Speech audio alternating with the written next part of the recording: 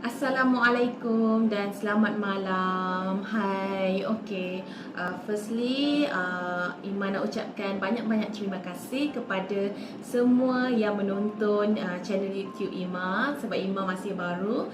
So today is for part 2. Okay, untuk part 2 kali ni, sebelum tu jangan lupa like dan subscribe YouTube Ima bagi yang baru menonton Ima punya YouTube channel. For today, Ima berniat nak share tentang berapa modal yang diperlukan untuk jadi investor dalam private mandate. Mesti semua orang nak tahu kan? Dan ada juga yang tak tahu, ada yang dah tahu. Dan apa pula cas-cas yang dikenakan? Takkan bang minta tolong DDNK main saja-saja, mestilah ada cas. Dan yang ketiga, apakah risiko-risiko yang perlu ditanggung oleh investor? So, jom kita rungkaikan satu persatu. Let's go! Ima nak minta penonton untuk faham terms-terms yang Ima akan guna seperti Inter-Pacific Asset Management yang Ima akan panggil sebagai IPAM, Genius Group yang Ima akan panggil sebagai GG, dan yang ketiga adalah Ima akan panggil sebagai PM iaitu Private Mandate. Alright, so berapa modal yang diperlukan untuk invest dalam private mandate? Okay, so modal yang diperlukan untuk invest dalam private mandate hanyalah RM50,000 Malaysia. Taklah terlalu besar dan taklah terlalu kecil. Orang kata berpatutan dengan kadar keuntungan yang insya-Allah akan didapati oleh investor-investor. Okey, apakah cas-cas yang dikenakan? Once seorang pelabur berminat untuk melabur dalam IPAM dan transfer duit kepada IPAM, maka pelabur itu akan dikenakan cas yang pertama yang dipanggil sebagai sale charge, iaitu kita akan kenakan sebanyak 5% kepada semua para pelabur mengikut jumlah pelaburan. Sebagai contoh, seorang pelabur melabur RM50,000, bermakna 5% charge dikenakan iaitu RM2,500 dikenakan ke atas pelabur.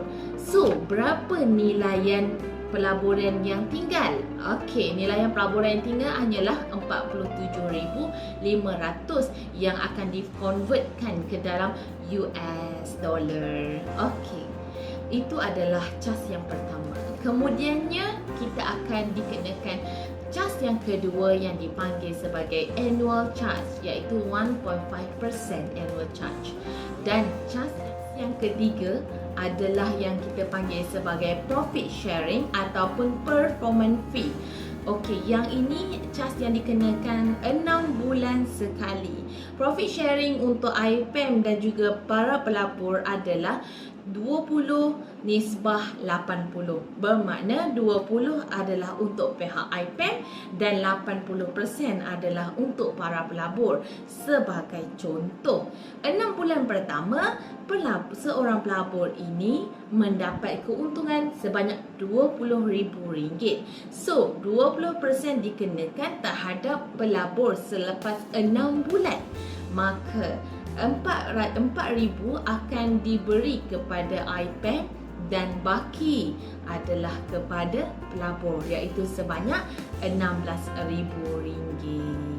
So, kita akan dapat 80% dan pihak IPAM akan dapat 20%. Itu yang dipanggil sebagai performance fee.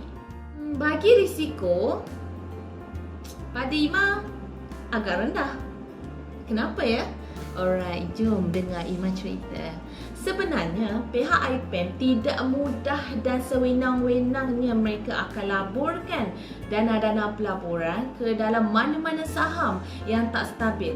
Sebagai contoh, sekiranya pihak IPAM mendapati satu saham itu sangat fragile, ianya tidak akan mengambil keputusan untuk tidak melaburkan dalam saham yang fragile. Apa tu ya saham yang fragile? Saham yang fragile adalah saham yang mudah naik serut, tapi bila time dia jatuh, dia akan jatuh dengan sangat laju.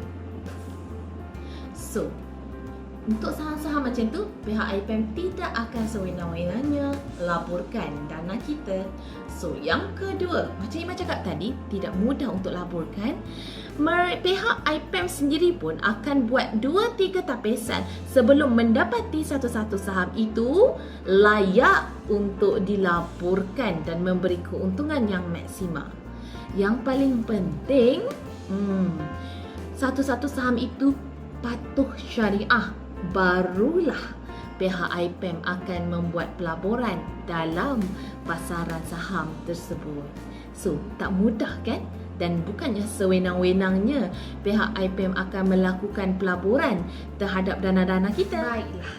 Nak tak korang tahu tentang kelebihan kalau korang join dengan IPM? Okey, yang pertama, IPM sangat transparent. Macam mana tu ya transparent?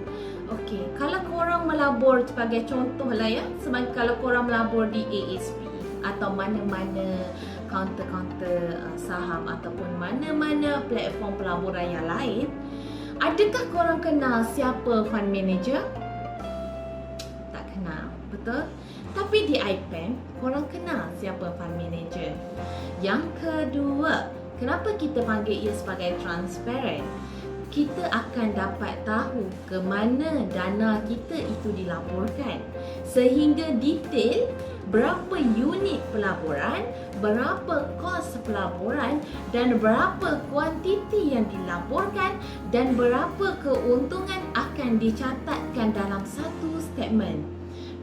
Korang nak tengok tak statement? Jom Iman share.